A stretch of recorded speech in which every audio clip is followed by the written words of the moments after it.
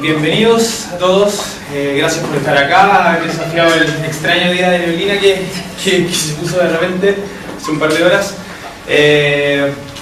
Bueno, queremos agradecer como siempre a nuestro auspiciador Tecnoinvert, que nos ayuda siempre a realizar este evento mes a mes, a auspicia el coffee que vamos a tener luego.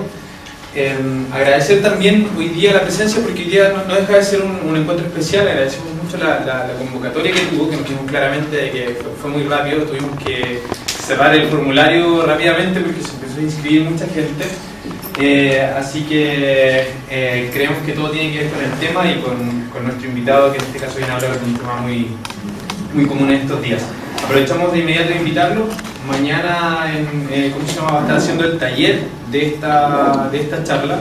Ahí nos va a contar más detalles Javier. Así que quedan cordialmente todos invitados a participar. Quedan por ahí algunos cupos todavía liberados, así que la idea es que participen. Sin más, los invitamos a participar activamente, que se genere esta conversación. Ahora que siempre les hemos dicho que participen, o sea que aprovechemos bien a nuestro invitado. Así que sin más, los dejo con Javier Cuello. Javier Simón Cuello, que nos va a explicar de ahí por qué siempre el Simón sería una presentación aparte. Así. Bueno, también gracias a los chicos por organizar este tipo de eventos, que la verdad es muy bueno que se genere una iniciativa como esta. También a ustedes gracias por venir y sobre todo gracias a Dios que no juega Chile hoy, porque si no estaría solo. Pero menos mal que hicimos bien el día. Bueno, yo les voy a contar un poco primero acerca de mí. Soy argentino, de Mendoza, pero cuando vean que escuchan alguna palabra extraña es porque en Barcelona se dice así. Que bueno, en Barcelona es donde he estado viviendo los últimos 6 años de mi vida. He estado trabajando primero en empresas más chicas y en empresas más grandes. Y en el camino fui un poco aprendiendo todo lo que es esto de diseño de aplicaciones. Cuando llegué no tenía ni idea, para hacer un poco más. Y bueno, todo ha sucedido ahí en esa ciudad. Y muchas de las cosas que fuimos aprendiendo en el camino las buscamos en un libro que tiene el título súper original de Diseñando Apps para Móviles, y donde contamos un poco cómo fue todo este proceso de empezar a diseñar aplicaciones desde el principio. En ese momento, que no fue tanto tiempo atrás, cuando comenzamos estaban solamente las guías oficiales de los sistemas operativos, y cualquiera que les haya dado una mirada se da cuenta que son un poco crípticas, así que intentamos trasladar esto de una forma más fácil de explicar. Y bueno, si alguno se está preguntando qué hace un mendocino viviendo en Barcelona en esta habla de Santiago, es porque estoy viajando por diferentes países de América Latina con un proyecto personal independiente que se llama Diseño en Viaje, otro título original, y estoy dando estas clases y estos talleres por diferentes países. Ahora estoy acá y mañana continuaré hacia otros lugares, acá en Bolivia, en Perú y seguiré viajando. Sí, bueno, voy a contarles un poco mi experiencia, que es lo que me ha pasado a mí, con mucha gente que comienza a diseñar aplicaciones, que viene del mundo de la web y de pronto tiene que empezar a meterse en lo que son las aplicaciones. Eso, bueno, hace un tiempo atrás, cuando diseñaba para web, como nos pasa a muchos diseñadores, una de las preocupaciones principales es hacer que el diseño se vea igual o prácticamente lo más parecido posible en todos los navegadores. Esto, bueno, muchas veces lo conseguimos y otras veces no, hay algunas excepciones.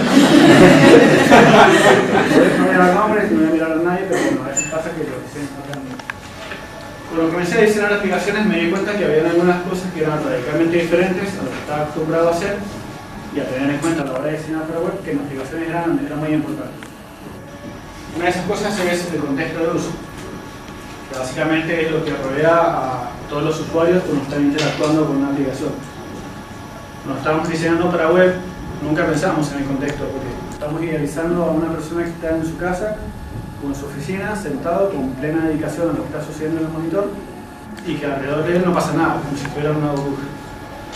Pero en el caso de las aplicaciones, todos sabemos que tenemos ahora un usuario que está en completo movimiento, que está en la calle, con un montón de cosas que suceden alrededor, distracciones, ruido, y todo eso hace que tenga poco tiempo para dedicar a lo que está haciendo con la pantalla y que se vea afectado también por su entorno. Otra cosa diferente es la personalidad del sistema operativo.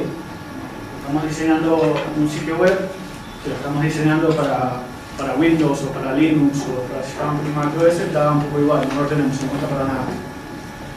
En el caso de las aplicaciones empezamos a tener diferentes sistemas operativos que realmente tienen mucha influencia en lo que es el diseño final de la aplicación. Tanto Android como iOS y Windows Phone tienen sus propias directrices en lo que tiene que ser el estilo visual y la interacción de las aplicaciones, y nosotros cuando estamos desarrollando la aplicación tenemos que respetarlo y tenemos que tenerlo en cuenta. Acá, por ejemplo, la aplicación de Twitter, que está en varios sistemas operativos, está combinando un poco lo que es las directrices y la propuesta del sistema operativo con la propia personalidad de la aplicación.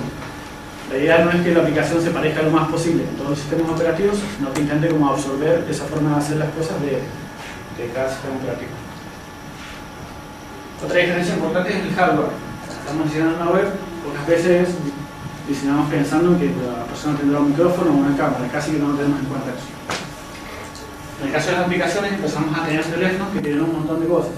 Tienen sensores, nos permiten saber cuál es nuestra ubicación, giróscopos, acelerómetros, un montón de cosas, tienen cámaras, micrófonos y todo. Todo ese tipo de cosas las podemos tener en cuenta cuando estamos diseñando nuestra aplicación. Por ejemplo, acá estamos viendo la aplicación de mapas de Google que detecta cuando estamos pasando por un túnel y cambia la interfaz automáticamente al modo nocturno. Que acá prácticamente no se ve mucho, pero lo que hace es como saber dónde estamos para adaptar la interfaz a esa situación en particular. Y esto lo hace solo sin que bueno, para explicar un poquito más esto de los puntos, comentaba recién las diferencias de los usuarios y el contexto de uso, porque tenemos usuarios móviles. Empezamos a tener a usuarios que pueden estar en cualquier lado, incluso en el Vaticano. Esta foto que se hizo famosa porque había gente que llevó su teléfono y fue al Vaticano y se sacó un selfie con el Papa. Entonces, bueno, esto es algo que vamos a hacer todos los días. Pero si nos un poco, estamos teniendo un teléfono, un aparato que tenemos en nuestras manos que podemos llevar a cualquier lugar. Tenemos un contexto muy variable y muchas cosas que pueden suceder alrededor nuestro. Bueno, no sé cómo se da el porcentaje en Chile, pero en España el 88.5% de los españoles usan el móvil como mano. Puede ser que después de la eliminación de la copa ya no lo usan más porque no se quieren enterar de lo que pasa. Pero bueno, ahora estamos teniendo un contexto que a veces tenemos muchas distracciones y otras veces estamos más tranquilos, como en el caso del baile. En esas situaciones, lo peor que puede pasar es justamente. Entonces, bueno, según cuenta Eric Spiekermann, dice que todo esto de contexto de usuario apurado no es algo nuevo. Los lectores apurados y ambientes cambiantes no son condiciones nuevas y los diseñadores de información han estado lidiando con ellas desde siempre. Yo estoy hablando un poco de los diseños que hacíamos cuando, por ejemplo, formularios o guías telefónicas. Eric Spiekermann tiene sus años y el diseño que él está hablando es un poco más antiguo. Pero en ese entonces sí hacía falta pensar en un usuario que está muy apurado buscando información. Pero todo eso lo dejamos de tener en cuenta durante mucho tiempo, hasta que el diseño de aplicaciones vuelve a ser importante, porque estamos de nuevo con un montón de prisas y haciendo cosas rápidas y no tenemos tiempo de volver. Entonces, bueno, es normal que tengamos un teléfono que se va a usar afuera, en el exterior. Esto es más lo que sucede con los móviles, y en el caso de las tablets, quizás el contexto de uso es un ámbito más hogar. En las tablets es más normal que lo usemos en casas. Sé que hay muchas personas que salen con su iPad para sacar fotos por la ciudad, pero no es lo más normal que sucede. En ese caso, el contexto de uso cambia dependiendo del dispositivo. Y todas estas cosas que parece que son ajenas al diseño, en realidad las podemos aprovechar. A la izquierda estamos viendo la misma aplicación con dos pantallas. A la izquierda tiene su modo de lectura a la luz del día, donde tenemos mucho contacto, y a la derecha, que bueno, otra vez no se ve muy bien, pero estamos cambiando la interfaz al modo de lectura nocturna. Esto sucede porque el contexto puede ser diferente. Podemos estar afuera, usando la aplicación durante el día, la pantalla blanca, o podemos estar en nuestra casa cuando decimos que no vamos a dormir. Más que comentar, el móvil, todos los sistemas operativos son diferentes.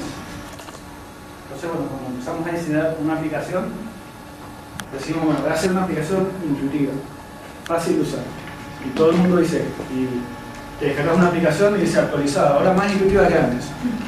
Pero bueno, ¿qué quiere decir esto que sea intuitiva? Queremos hacer una aplicación que sea familiar, que el usuario reconozca lo que está pasando en la pantalla, que encuentre elementos que ya conoce y que no tenga que aprender nada nuevo para comenzar a interactuar. tener un ejemplo más claro de esto, tenemos nuestro usuario ranita.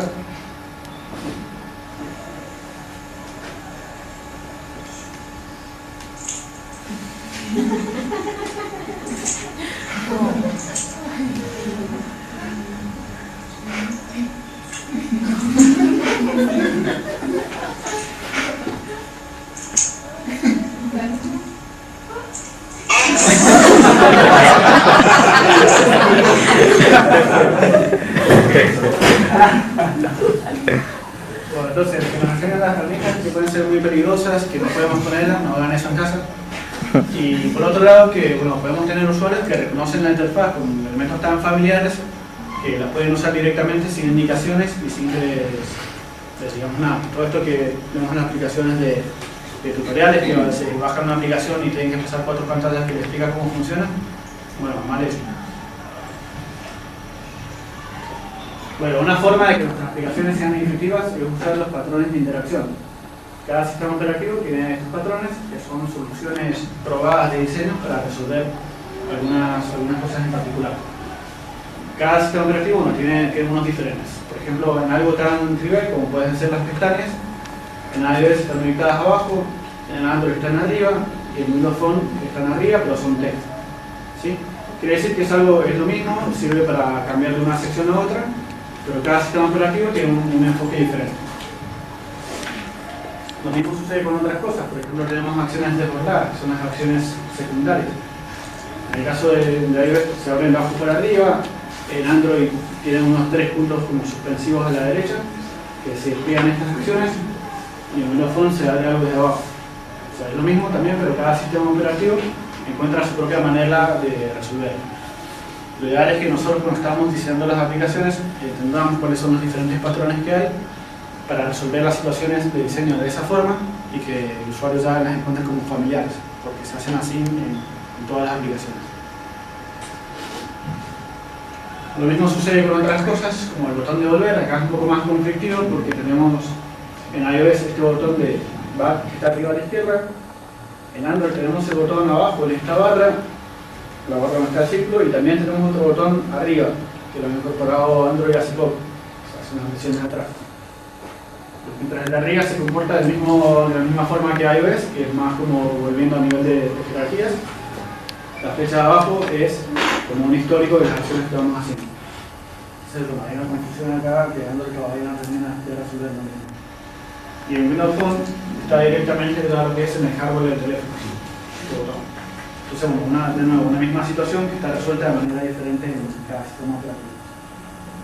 Y si nosotros finalmente decimos yo voy a innovar, no voy a respetar los patrones de interacción y voy a hacer lo que me da la gana, bueno, eso lo podemos hacer, pero tenemos que entender que puede tener riesgos. Estamos viendo esta aplicación que se llama Pocket, para leer artículos, guardarlos y leerlos después.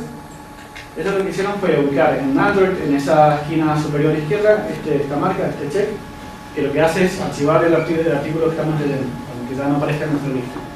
Entonces, bueno, se les ocurrió que sería una buena ubicación, lo vamos a poner ahí. Que se dieron cuenta que mucha gente, ese lugar, bueno, en Android ese lugar se usa con la flecha para volver. Entonces la gente pensaba que eso era volver y tocaba ahí y archivaba el artículo sin querer. Entonces, bueno, lo que hicieron fue cambiar esto y usar ese espacio para la flecha de volver, y el check lo pusieron un poco más a la derecha. Entonces, bueno, esto es para entender un poco que cambiar cómo se hacen las cosas en los sistemas operativos y alterar un poco los patrones puede tener consecuencias. Bueno, otra diferencia que tenemos en los sistemas operativos son la cantidad de pantallas que hay. Mientras en iOS es Apple el que fabrica los dispositivos y tienen todas las cosas más o menos bajo control. Si esta información la tradujéramos a un gráfico, se vería como de esta manera, donde tenemos los diferentes tamaños de pantalla. En Android la cosa empieza a ser un poco diferente. Tenemos algunos teléfonos, estos son solamente algunos de los más populares en el mercado, y que son los que Android considera que tienen tamaño de pantalla normal, porque agrupa las pantallas en diferentes categorías, calcula el tamaño que tienen. Entonces, bueno, hay una infinidad de dispositivos con tamaño diferente. Podemos ver cómo en este grupo, los que tienen la pantalla normal, ya hay bastantes variaciones entre uno y otro. Y si viéramos la cantidad de pantallas diferentes que hay, podríamos ver algo como esto, un montón de dispositivos y teléfonos y cosas con distintos fabricantes que cada uno hace el tamaño de pantalla que quiere. Entonces tenemos un sistema operativo súper fragmentado. Y lo que veíamos recién en Apple, que es como una serie de cuadraditos como muy simples y bonitos, en Android es algo como esto. Y esta información se puede consultar en internet y está actualizándose todo el tiempo porque van apareciendo nuevos teléfonos. A la hora de diseñar esto es un problema porque tenemos que empezar a considerar cómo se va a ver nuestra aplicación en todos sus tamaños diferentes, con los que nosotros vamos a considerar. No diseñamos solamente para nuestro teléfono, sino para un montón de situaciones. Y bueno, a nivel de lo que es estilo visual, también hay diferencias entre cada sistema operativo. En iOS teníamos esto hasta la versión 6, que es el famoso esquemorfismo que tanto se ha hablado, en el cual teníamos aplicaciones que intentaban trasladar todo lo que son materiales del mundo real a la pantalla del teléfono. Entonces encontrábamos cosas como estas texturas de madera, brillos, sombras y volúmenes para intentar emular estos materiales que encontramos en nuestro día a día, pero en una pantalla de un teléfono. Esto sucedía con otras cosas también, como una brújula que está representando claramente el objeto real, tal cual, está como copiando y dando la interfaz. Esto sucedía con otras cosas también, como la aplicación de contactos, que tenía estas sombras y estas texturas, pero acá había una diferencia. La apariencia que tiene es como completamente como la de un libro real, pero la forma de cambiar de página a página era diferente, era una transición como muy brusca que pasaba, no hacía como una vuelta de página. Entonces tenemos como una diferencia entre lo que es la apariencia del objeto en la interfaz y la forma en que se comporta, es como un poco una contradicción. La explicación de Apple para hacer esto es que el iPhone fue uno de los primeros teléfonos que salió con la pantalla completamente táctil, sin ningún tipo de teclado, y en ese entonces el usuario no estaba tan acostumbrado a no tener ningún otro elemento y a tocar directamente la pantalla. Entonces, de alguna forma, todos los que eran los diseños de las aplicaciones estaban diciendo, acá tienes un objeto que la conoces, anímate a tocarlo, va a funcionar como te lo conoces en la vida real. Pero eso fue hace un tiempo atrás, no hace muchos años, pero sí hemos madurado como usuarios. Y ahora hacemos lo contrario, tenemos un teléfono y queremos tocar en todos lados, ya perdimos ese miedo, estamos educados de otra manera diferente. Entonces, bueno, en el caso de iOS, esto influyó en su diseño. Desde la versión 6, también no ligera, hasta la 7, que es la última, y la 8 mantiene este estilo. Estamos viendo que algunas cosas cambiaron bastante. O sea, en la versión 6 teníamos todo encerrado en cajitas, y los botones tenían forma de botón. En la versión 7 se empezaron a deshacer de todo eso y dijeron vamos a usar la pantalla al máximo ancho posible. Entonces nos vamos a deshacer de todas estas formas contenedoras. Y para simular los elementos que tienen interacción, están usando este color azul, que es el color de resalte, que se usa de forma consistente a través de toda la aplicación. Si eligen el azul siempre va a ser los elementos que tienen interacción. Entonces todo lo que antes estaba encerrado en una forma de botón, ahora es simplemente el icono con este color. Pero acá también hay un problema. Tenemos texto que tiene el color de los elementos interactivos. Arriba no hay problema, tenemos el botón de editar y volver a todos los contactos. Pero también tenemos otros que dice Home, o Mobile, o iCloud, que son títulos que están con este color. Entonces, bueno, la explicación de Apple para salvar un poco este asunto dice, si tenés un texto y tiene el color que estás usando para los elementos interactivos y es un verbo, es obvio que va a ser un botón. Por ejemplo, si es eliminar, compartir, borrar, o cosas así, y el texto está puesto con ese color, lo puedes tocar. Si no, si dice otra cosa como trabajo o casa, bueno, no se puede hacer nada con eso. Bueno, el estilo visual de iOS cambió, como les decía, la versión 6 a la 7 se deshicieron de todo lo que es texturas, elementos innecesarios, sombras, y dejaron los elementos en su estado más puro. Nos guste más o nos guste menos es así. Y aunque esta es la representación, bueno, y fue el inicio de teléfonos que empezaron a tener mejores prestaciones. El hardware empezó a cambiar, había mejores pantallas, mejores procesadores, y eso le daba un poco más de libertad al diseño, que no estaba tan restringido a teléfonos malos que las cosas, los detalles no se podían llegar a ver. Una muestra de esto es la tipografía que se empezó a usar, se llama Roboto, que tiene variables algunas que son muy LED, y que bueno, está aprovechando las capacidades de definición de las pantallas para obtener elementos que son un poco más delegados. Bueno, otra cosa que tiene Android que iOS no tiene es lo que estos se llaman temas. Nosotros tenemos una interfaz de forma nativa, como propone el sistema operativo, tenemos temas claros como este y tenemos temas oscuros que no se verán. Pero bueno, entonces de forma nativa o directamente con el código podemos elegir si nuestra aplicación queremos que use un tema claro o un tema oscuro. Podemos cambiarlo, podemos usar los colores que nos dé la gana, pero podemos elegir algunos de estos dos de base que van a afectar a todos los componentes de la interfaz. ¿Sí? Todos los que son botones. Pero bueno, Android sigue cambiando, sigue evolucionando su estilo visual y una muestra de eso es la aplicación, bueno, la tienda de aplicaciones que fue rediseñada hace un tiempo atrás y que están pensando también en todo esto que les comentaba recién de la fragmentación y las pantallas diferentes que hay. En el caso de la tienda han buscado un sistema para que los contenidos, las cosas que se ven en la pantalla, puedan adaptarse a las diferentes resoluciones y densidades de pantalla. En ese caso, todo ese contenido que están viendo así han ideado como un sistema de cartas o tarjetas, donde los bloques grises sería donde va el contenido. Esto se puede usar para libros, o aplicaciones, o películas. Y este sistema es como una cosa modular que les permite adaptarla a diferentes tamaños de pantalla, como en la carta. Esto quiere decir que cuando estamos diseñando para Android tenemos que considerar también cómo se va a ver en otros tamaños y que esto no se trata simplemente de tomar el diseño, escalarlo y estirarlo y que quede como quede, sino tener en cuenta cuáles son los otros tamaños que hay y ver los ajustes que se pueden hacer en la diagramación para sacar el máximo provecho de cada tamaño de pantalla diferente. Esto en Android se llama layout responsivo y tiene un poco que ver también con lo que es lo que pasa en web. Más el diseño web responsive, pues es un poco el mismo estilo de cosas.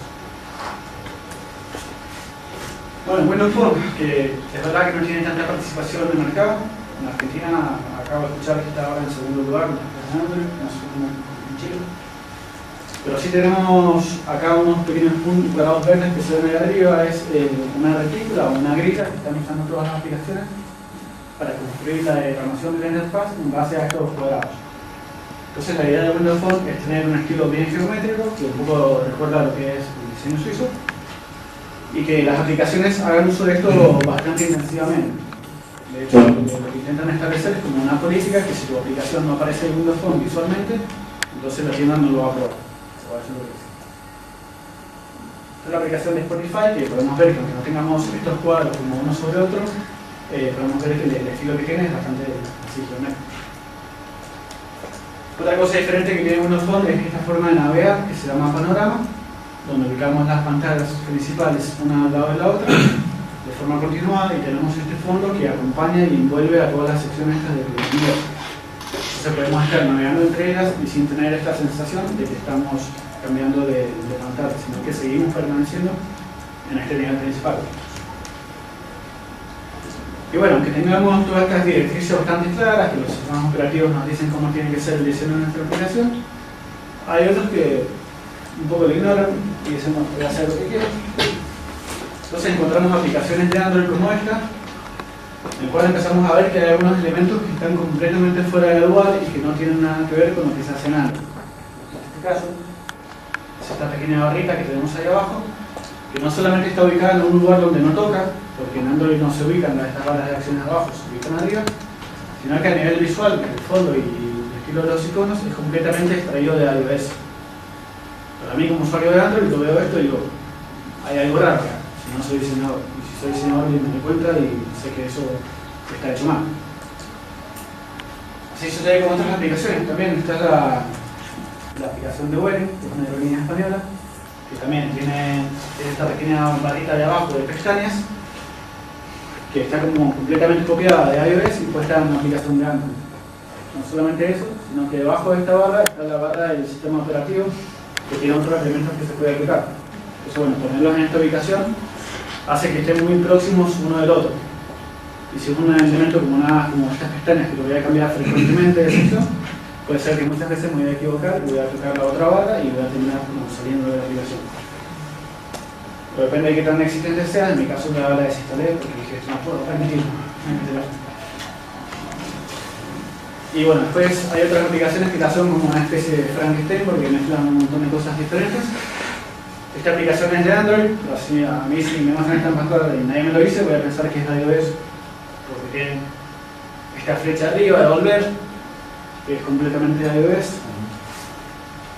Tiene estos filtros y de nuevo tiene esta barra de pestañas ahí abajo, que son cosas que están hechas completamente traídas de iOS y puestas en una aplicación de Android, que así quedó, así lo dejaron. Y bueno, ¿por qué es importante saber todas estas diferencias y el estilo visual de los sistemas operativos? Porque les he mostrado tres y hay muchos más. Hay otros que no son reconocidos y hay otros que están empezando a aparecer. Y cada uno tiene sus propias normas de diseño, sus propias formas de poner los elementos de interacción. Entonces, bueno, esto no se acaba aquí. También tenemos a nuestro amigo Firefox OS, que está siendo desarrollado por Mozilla conjuntamente con Telefónica, y el objetivo es que en América Latina tenga mucha presencia. Si los planes de estas dos empresas salen bien, en el futuro va a venir alguien y nos va a decir que tenemos que hacer una aplicación para Firefox OS. Y en este caso, también el sistema operativo tiene sus propias formas de resolver las cosas, tiene sus patrones de interacción, tiene su estilo visual, tiene sus componentes. Esto sucede también con otros sistemas operativos como Ubuntu, que esto es una distribución de Linux que originalmente estaba solamente en computadoras de escritorio y ahora cada vez está en más lugares, incluyendo en teléfonos. Acá también la intención de, cuando estaba escribiendo libros que les comenté, le hicimos una entrevista a uno de los directores de diseño de Ubuntu. Y él dijo, sí, nosotros estamos haciendo un estilo visual completamente diferente a los demás, que nunca jamás se ha visto en la historia del teléfono. Y bueno, esto puede ser cierto o no, pero así es verdad que están buscando diferenciarse también de lo que ya existe en el mercado. Entonces, bueno, acá también empezamos a tener otro sistema operativo que tiene su propio estilo y sus propias reglas de hacer las cosas. También les comentaba que tenemos sensores y que los teléfonos, más allá de ser teléfonos, que para los que menos lo usamos para hablar, en realidad son computadoras que tienen un montón de cosas. Tienen sensores, por ejemplo los más conocidos de posición, que nos permiten adaptar la información que estamos mostrando de acuerdo a la ubicación donde estamos. En este caso, por ejemplo, podemos ver diferentes lugares y nos muestra cuáles son los más próximos que tenemos. Si tuviéramos esta aplicación que se usa en Buenos Aires, que es para como una especie de saber hacia dónde, cómo llegar a donde quiero ir, podemos usar la ubicación como un elemento para evitar escribir nuestra dirección. En vez de decir, estoy en esta calle, lo que hago es en el campo de entrada de texto que me detecte la posición donde estoy y ya lo hace solo. ¿Sí? Esto es bastante útil porque me detecta la ubicación precisa y no tenemos que escribirla, que todos sabemos que en el teléfono es un poco complicado. Y bueno, estos son usos bastante convencionales de una herramienta de hardware de teléfono, pero también tenemos otros más originales. Voy a mostrar acá.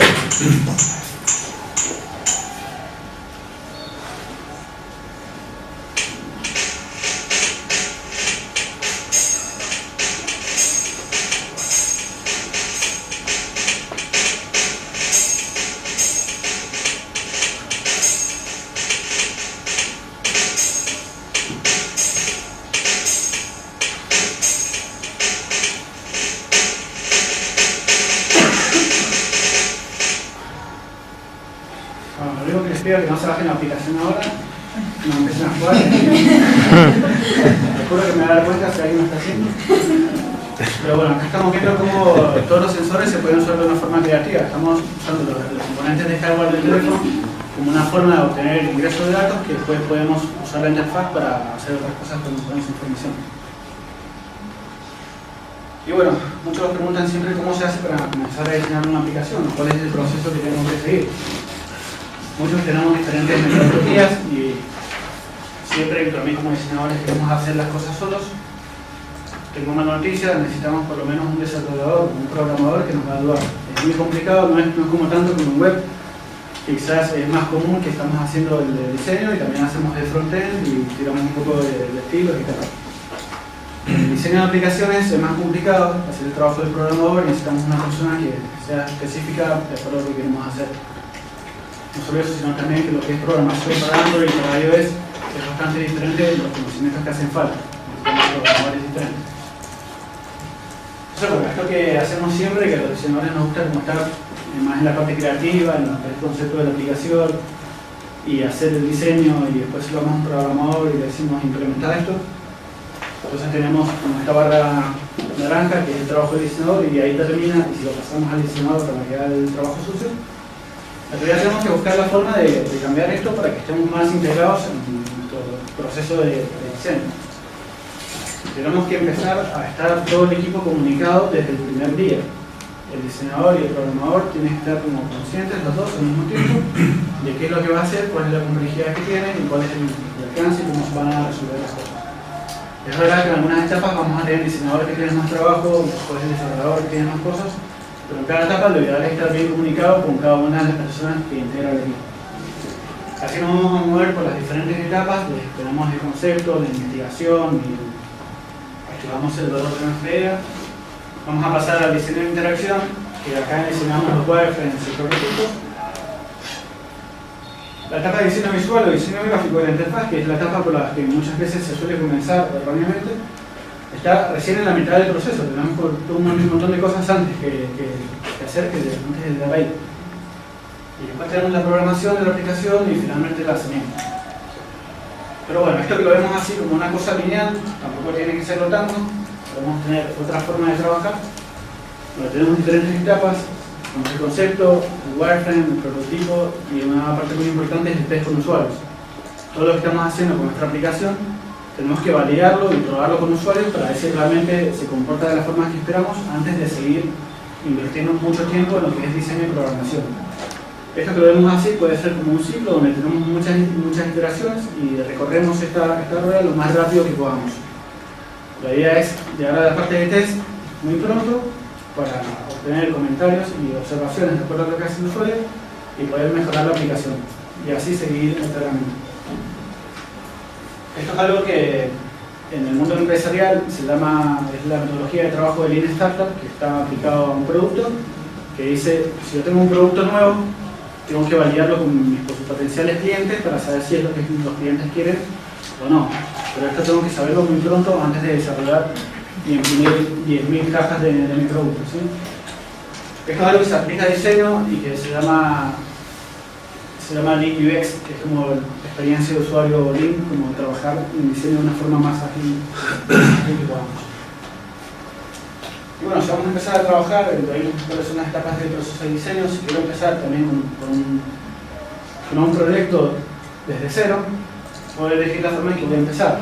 La mobile first, como el nombre me indica, es empezar a diseñar primero por el teléfono. Y esto tiene su razón, es porque las ventas de smartphones están subiendo un montón. Es la línea roja, es la que está creciendo muchísimo. Las ventas de PC, que es la línea azul, está más estancada. Y la línea naranja, la de tablet, que está creciendo pero más lentamente. Esto quiere decir que en los próximos meses y años vamos a encontrar muchas personas que es muy posible que no tengan una computadora en la casa, pero que sí que tengan un teléfono. La mayoría de la gente sí va a tener un teléfono y tenemos que pensar en estas personas. Por eso vamos a invertir el proceso de trabajo que tenemos, que hacemos habitualmente, que es empezar a diseñar un nuevo escritorio, y vamos reduciendo el diseño gradualmente hasta la pantalla de teléfono, y cuando llegamos a ese paso nos damos cuenta que tenemos un montón de cosas que no entran y ahora no les metemos. Entonces, bueno, la idea es empezar al revés, que es un ejercicio de diseño bastante útil, porque tener poco espacio y tener esta pantalla del teléfono tan chiquita, que parece como que es una limitación o es un problema, en realidad nos está obligando a enfocarnos en lo fundamental, en priorizar cuáles son las cosas que queremos que sí o sí estén en la pantalla del teléfono. Las cosas que enfocamos ahí son las que nos vamos a dar cuenta que realmente son importantes. Una persona que está hablando mucho sobre esto se llama John Wroblewski, y dice que el mobile first, esta forma de trabajar, no solo te prepara para el crecimiento espectacular de los móviles, las nuevas oportunidades, es el crecimiento de esta línea que veíamos, sino que también te obliga a enfocarte y te permite innovar de maneras que antes no pudiste. Lo que dice es importante, esto de enfocarte, de centrarte en qué es lo que es más importante para vos. Bueno, esto que parece un poco abstracto, si lo vemos en un ejemplo concreto del mundo real, una aplicación que será más simple y que usó esta metodología de diseño para su propio rol.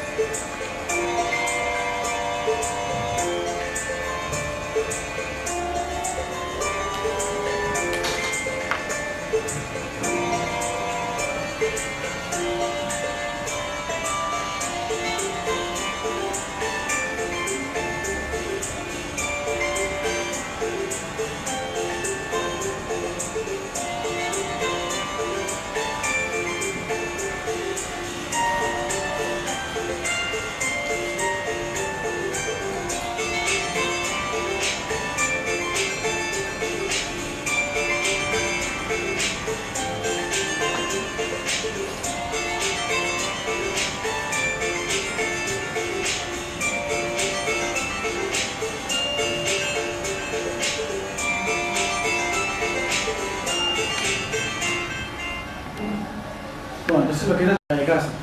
Van a necesitar pagar algo, hacer una transferencia, enviar dinero de otra forma y necesita una aplicación que le resuelva ese problema fuera de casa.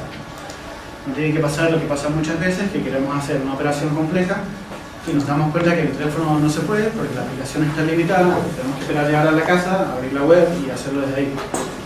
La idea es que las cosas realmente importantes se puedan hacer directamente desde casa. Y bueno, si vamos a la parte del concepto de una aplicación, tenemos aplicaciones prácticamente para todos, para hacer cualquier cosa. Siempre se nos ocurre esta frase brillante de deberías hacer una app para esto. Todo el mundo ha hecho esto alguna vez. Si queremos abrir una botella de cerveza, nos ponemos en el destapador y decimos, debería haber una aplicación que no abre la cerveza y... Bueno, así terminamos teniendo montones de aplicaciones. De hecho, mientras estamos hablando, se están subiendo montones de aplicaciones.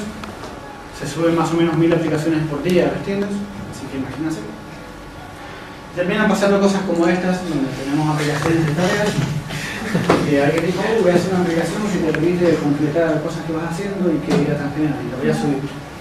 Y paso semanas y meses diseñando esto y la subo a la tienda y me doy cuenta que es una aplicación que hace prácticamente lo mismo que todas las demás. Y si piensan que esto es así, es muy grave. Hay muchísimas aplicaciones que hacen una prácticamente igual que la otra. Tenemos otras aplicaciones de linterna. Hay 80.000 millones de aplicaciones de linterna que hacen lo mismo que nosotros. Aplicaciones de correo, tenemos Gmail. Vamos a hacer una aplicación de correo, ¿para qué? Vamos a competir contra Google, invirtiendo nuestro tiempo, recursos, dinero, haciendo algo que tenemos una competencia muy fuerte que posiblemente lo va a hacer mejor que nosotros. Pero bueno, esto no quiere decir que si ustedes tienen una aplicación y encuentran que ya está hecha, la tienen que abandonar y decir, uy, no, ahí ya la hizo. Puede ser que hay 10.000 aplicaciones que hacen lo mismo y todas están fallando en la misma cosa. Así que pueden buscar la forma de dar un giro, proponer una nueva visión que sea diferente a las demás y con ese nuevo enfoque ya se pueden hacer algo que los demás no tienen. En el caso de una aplicación de correo podría ser algo como esto.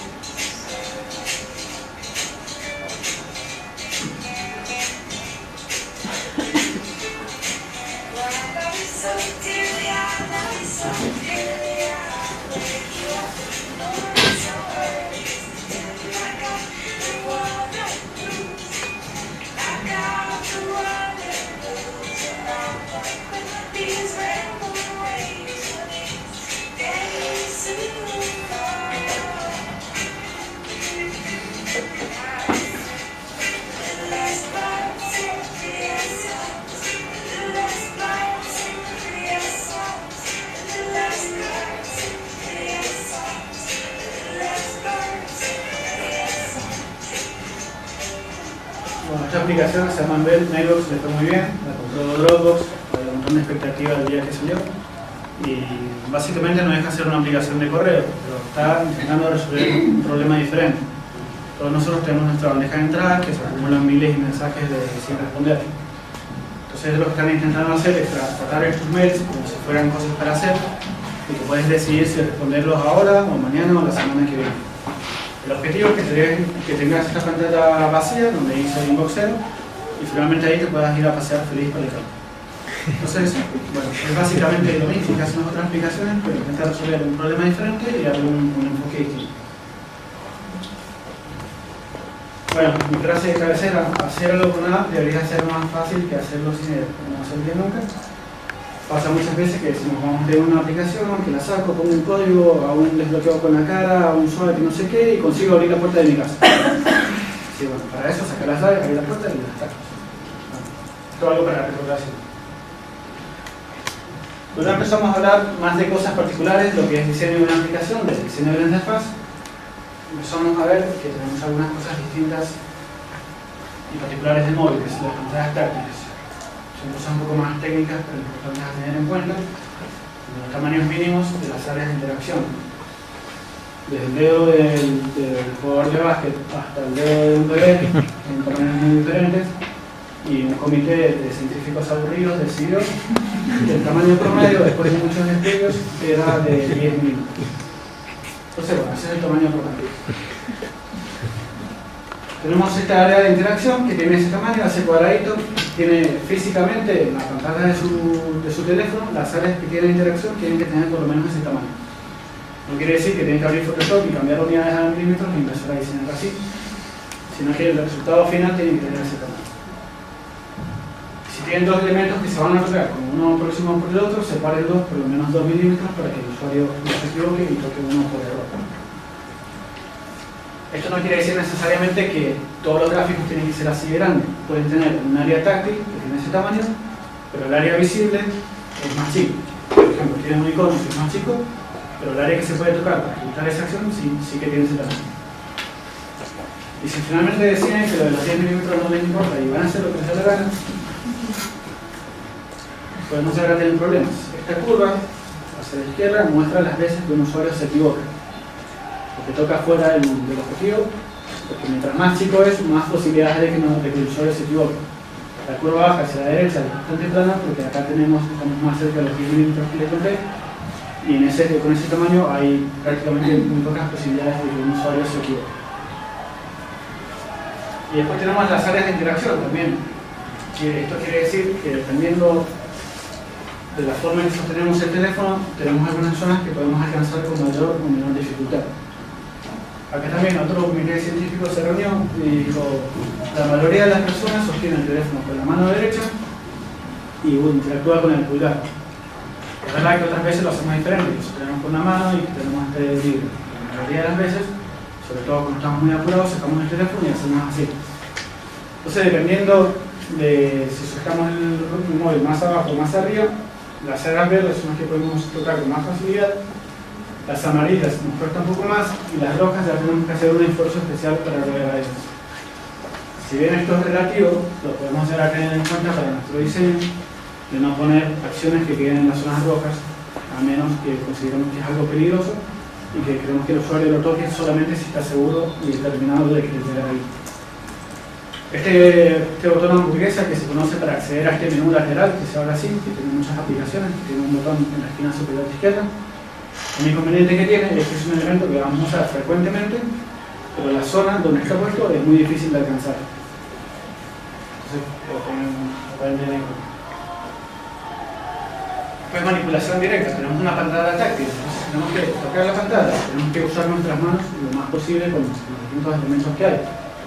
Acá hay una serie de gestos que ya están como convenidos y estandarizados, que todo el mundo conoce y que podemos llegar a aprovechar. Esto quiere decir que estamos alejándonos un poco de lo que teníamos en web, que tenemos siempre botones para todo. En el diseño de aplicaciones, lo que es contenido, lo que es elemento que tiene interacción, el límite empieza a ser un poco más difuso.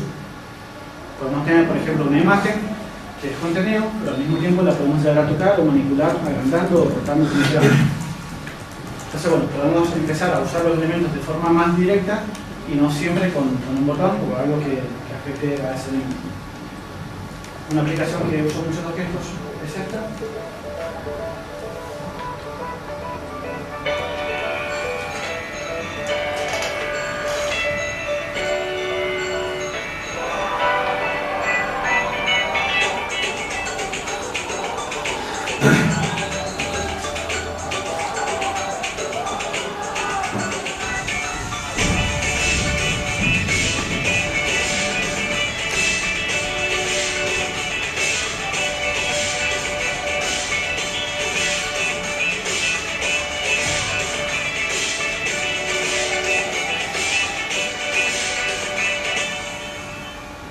Esta aplicación que es bastante minimalista, no está intentando no usar muchos botones y valerse de los gestos para realizar algunas acciones. Si ustedes dicen esto de los gestos me da igual, yo voy a hacer lo que me haga. Bueno, acá tiene, arriba tiene una opción de que dice refresh, de actualizar. Abajo a la derecha tiene el botón de actualizar, o sea, lo mismo que arriba. Y abajo a la izquierda tiene dos flechas, de anterior y siguiente. Todo este tipo de cosas se podrían haber quitado fácilmente si usáramos gestos que ya todo el mundo conoce. Por ejemplo, de actualizar, podríamos quitar esa opción de arriba y la de abajo, simplemente usando el gesto este de mantener así, arrastrar y soltar, que se usa mucho en muchas aplicaciones para actualizar. Es algo que todo el mundo lo conoce y no hace falta que pongamos un botón para eso. La anterior y siguiente, estas dos flechitas que están ahí a la izquierda abajo, también las podríamos haber usado un usuario, simplemente que ya lo conocemos y esperamos hacerlo de esa forma. Entonces, bueno, si quitáramos esos botones, tendríamos una interfaz que se puede usar, una manipulación directa que te contaba recién, y no necesitamos botones para hacer todas estas acciones. Les contaba, este gesto para actualizar el contenido, que empezó en Twitter y después se hizo muy popular en muchas aplicaciones, ya es algo que todo el mundo conoce y que lo podemos usar tranquilamente. Bueno, algunas herramientas que siempre queremos saber, bueno, ¿y qué programa uso?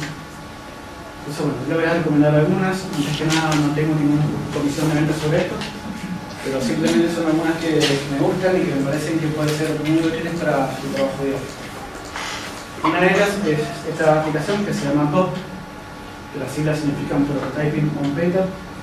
Está gratis tanto para Android como para iOS, y para lo que sirve es para sacarle fotos a nuestros diseños en papel, idealmente. Podemos usar otros archivos de diseño, pero lo que pueden hacer es diseñar sus wireframes de una forma muy rápida y ágil en papel. Para no perder mucho tiempo, usan esta aplicación de sacar una foto, les permite añadir algunas cosas, elementos de interacción y transiciones. Entonces, en 10 minutos ya tienen un prototipo de su aplicación que básicamente les puede llegar a servir para hacer pruebas con usuarios. Es súper importante que ustedes prueben sus diseños antes de pasar a la capa de Photoshop y cuando tengan toda la interfaz terminada se dan cuenta que no funciona. La idea es darse cuenta que la aplicación no funciona cuando estamos acá, cuando estamos en el papel y cuando hemos invertido poco tiempo y hemos hecho algo completado. Bueno, otro software, tengo noticias, chicos, Photoshop va a morir y eso vaticinan por lo menos dentro de muy poco. Esta aplicación que se llama Sketch, el software para la computadora, está para Mac, para Windows creo que todavía no, pero está usándose cada vez más en el mundo del diseño para interfaces de móviles, para hacer la parte de wireframes y para hacer el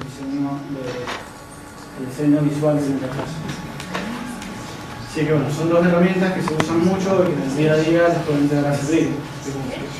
Esta aplicación que se llama Sketch, que les dije también ahora, también lo que permite hacer es probar el diseño en el teléfono. Tiene una aplicación para el teléfono que se llama Sketch Mirror, y lo que hace es como reproducir lo mismo que estás diseñando en la pantalla de tu computadora en el teléfono. De esa forma puedes estar diseñando y estando más seguro que los tamaños y la diagramación general del espacio se ve correcta y se ve bien como esperas en el teléfono que vas a usar. Y bueno, están viendo que las aplicaciones están en los teléfonos, en los tablets, ya lo sabemos, pero están empezando a estar en todos lados, invadiendo ámbitos como pueden llegar a ser las gafas de Google. Todas estas cosas que les voy a mostrar ahora no son cosas del futuro, dentro de 10 años, son cosas que se están usando ahora mismo. Y todo esto necesita software, necesita aplicaciones. Los tienen las gafas de Google, los tienen los relojes también, que bueno, relojes que lo menos que hacen es dar la hora, pero son cosas que uno se pone acá y un montón de dispositivos. En este caso también estamos teniendo Android, que tiene una versión especial que se llama Android Wear, que es para este tipo de dispositivos. Ahora les voy a mostrar un poco cómo funciona esto. With a wearable device, you can be going by the rest of your day. That's on your wrist. The information you need is there right away, without even having to ask for it. Watches are good at telling time, but imagine having useful, actionable information there precisely when you need it automatically. Today we're announcing that Android is extending to wearables. To bring this vision to life, we're working with consumer electronics manufacturers, chip makers, and fashion brands. We're committed to fostering an ecosystem of watches in a variety of styles, shapes, and sizes. So we designed an entirely new UI specifically for this form factor. And it's really based around voice and contextual information that's reactive to your surroundings. Well, we put a lot of thought into how simple this has to be. It needs to be incredibly fast, incredibly glanceable. There's really only two components: the information that's most relevant to you, and the ability to speak to it and do a quick command. All right, let's take a look. All the information you need when you start your day. It's right there. Today's weather. When your next meeting begins. How long it'll take to travel there. And important updates. Think about the times you need information most urgent. The stuff you care about moves with you from place to place. So you never miss out on the important stuff. You can respond naturally just by speaking. Reply, thanks, we'll get you something from New York. Or ask some questions, get what you need. Okay, Google, Toy Store's nearby. Bueno, lo que nos están diciendo estos ingenieros y diseñadores que están emocionados es que estamos enseñando Android también en este tipo de dispositivos y estamos viendo como muchas de las cosas que se usan acá también se usan en aplicaciones para teléfonos. Todo lo que vimos de los gestos, como se dieron cuenta que hay gestos que ya están como convenidos y los están llevando acá también. Patrones de interacción, estilo visual, muchas de las cosas que programamos en los teléfonos empiezan a estar en estas aplicaciones.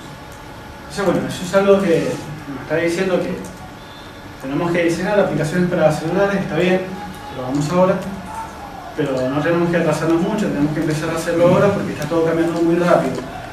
Y están apareciendo nuevos dispositivos también con nuevos casos de uso, nuevas formas de interactuar. Tenemos que estar también pendientes de eso. También se está empezando a usar los sistemas operativos y las aplicaciones en los autos. Tenemos iOS, que está haciendo los autos, y Android también. Están como compitiendo los dos con diferentes fabricantes para ver quién pone su sistema operativo en el auto. Sobre todo que no sabemos muy bien qué va a pasar cuando el conductor empieza a jugar al Flappy Bird a medida que va manejando. Pero bueno, hay nuevos espacios para las aplicaciones y cada vez hay más, cada día. Entonces bueno, como dice esta persona, Nolan Bricker, trabajó en Twitter, en iPhone. Dice, el mercado es relativamente joven y estamos empezando a ver cómo surgen algunas convenciones, pero la innovación aún se está extendiendo por todos lados. Él está diciendo que hay algunas convenciones, todo esto que vimos de patrones de interacción, cosas que ya están establecidas, que nosotros como diseñadores, antes de querer romper el molde y empezar a innovar, las tenemos que conocer y las tenemos que entender y aplicar en nuestra trabajo. Bueno, gracias, eso es todo.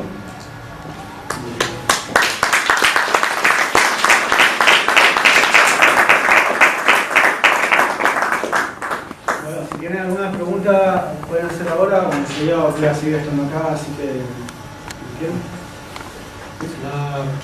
La clase se suponía que se estaba transmitiendo por vía streaming.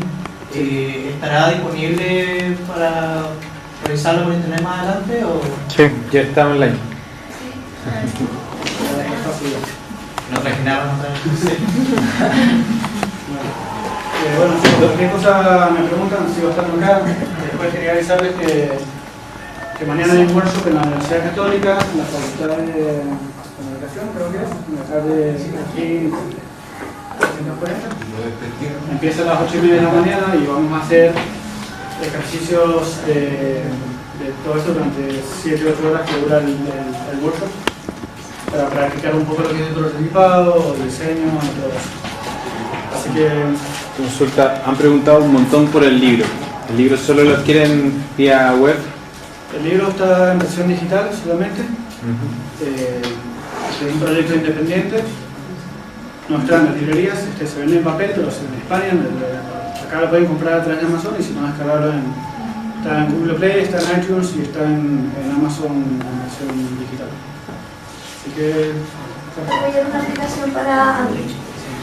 Más bien hacer el traspaso de la versión que tenía de iOS a Android. Entonces, estoy metiéndome en este mundo hace 6 meses, recién, aprendiendo así de todo un poco de idea. Y con el problema que nos topamos con el desarrollador era que ninguno manejaba bien los tamaños de las pantallas, ni que existía el HDMI, el HDMI hasta no sé qué. Entonces, cuando hicimos el primer prototipo lo empezamos a probar en diferentes dispositivos, había algunos donde se veían horribles las piezas gráficas, en otros donde se veía bien, otros donde debería haberse visto bien y se veía pixelado, donde manejar los tamaños de las tipografías también no daban como tenía que ser. La unidad de medida que había que usar para usar la fotografía. Eso lo fuimos viendo todo así como en el camino, básicamente. Pero a mí lo que nunca me quedó claro era cómo es el tema de la densidad de los píxeles y en qué dimensiones de archivo finalmente, que eso es lo que yo trataba de entender. La dimensión del archivo digital que yo tenía que trabajar para que se viera bien, por ejemplo, en XHDMI. Bueno, eso es un poco complejo de responder ahora mismo. De hecho, estaba dando clases en Barcelona en un posgrado de diseño de aplicaciones y fue una clase de 2 horas y media que hablamos de esto solamente. Era una presentación que explicaba un poco todo esto. Y sí, es libertad competitiva que tienen estas unidades de medida, de DP y los ST, que bueno, tienes que un poco usarlo y generar las imágenes para las densidades y para un montón.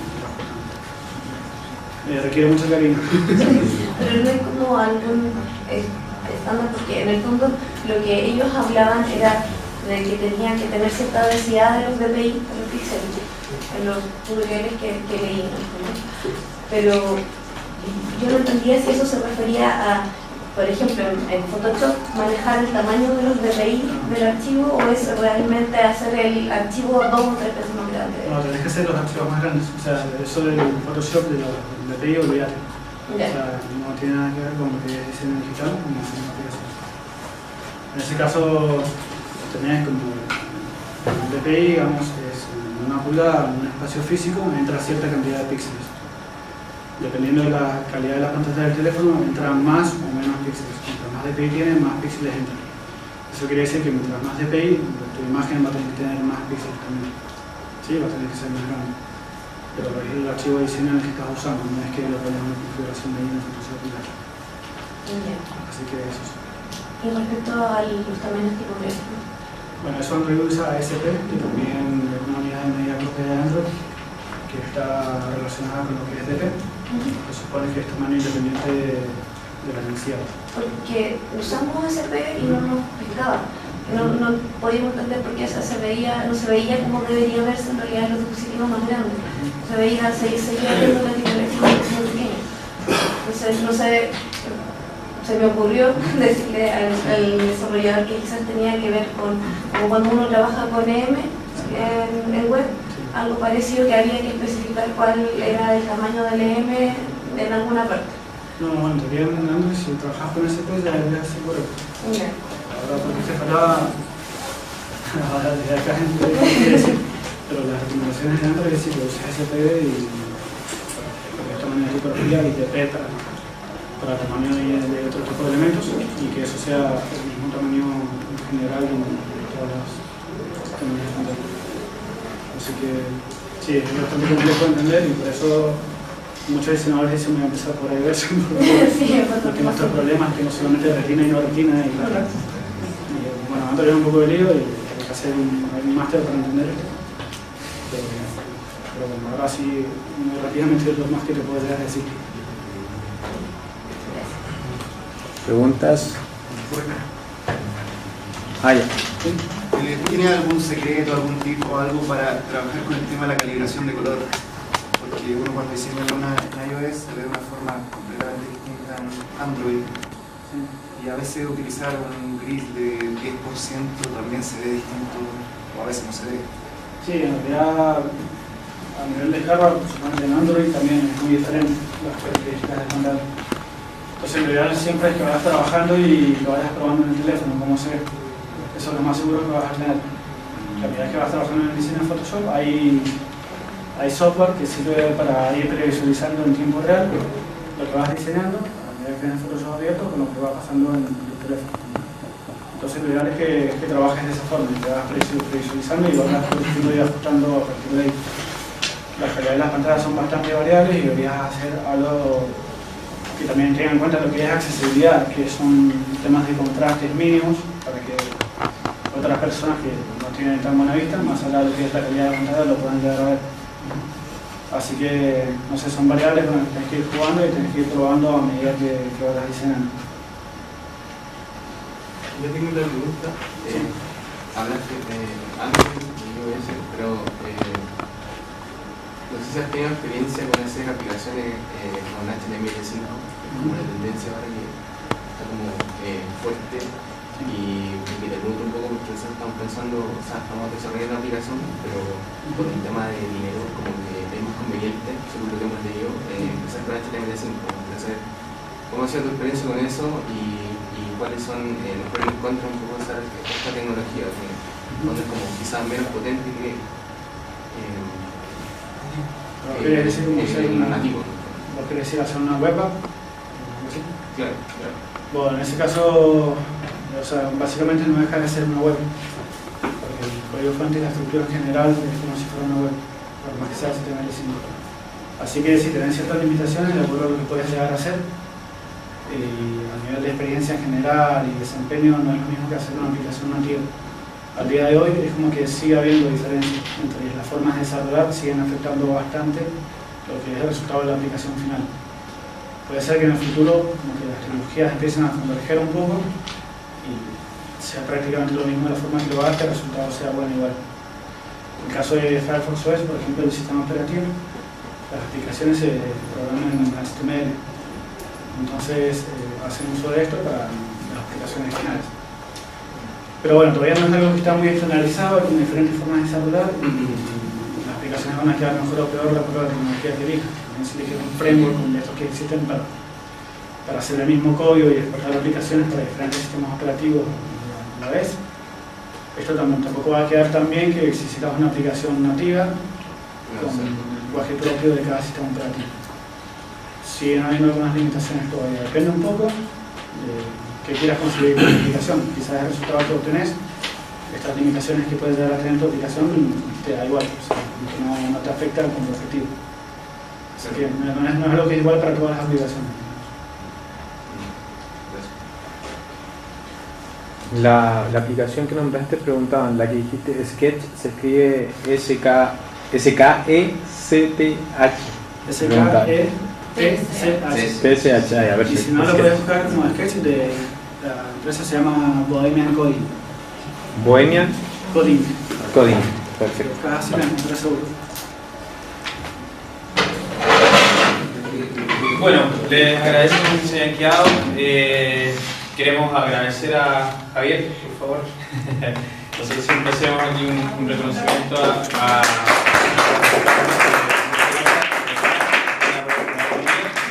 y bueno, aprovechar, mencionar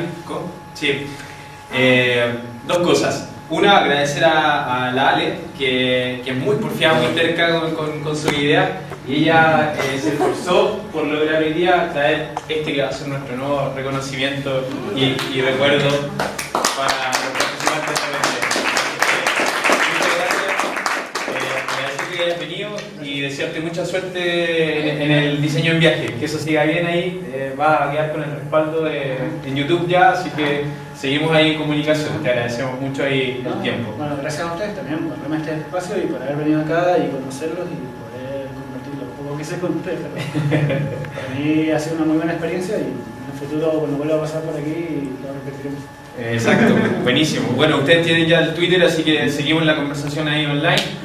Y bueno, y cerramos con todos los que están acá y están interesados en algún tipo de plan hosting. Nuestro auspiciador está hasta las 10:30, 2x1 si quieren comprar algún tipo de plan. Así que para que visiten ahí la página, tecnoinvert.cl. Así que nada, les agradecemos a todos mucho la participación y nos vemos el próximo mes en otro Open Day.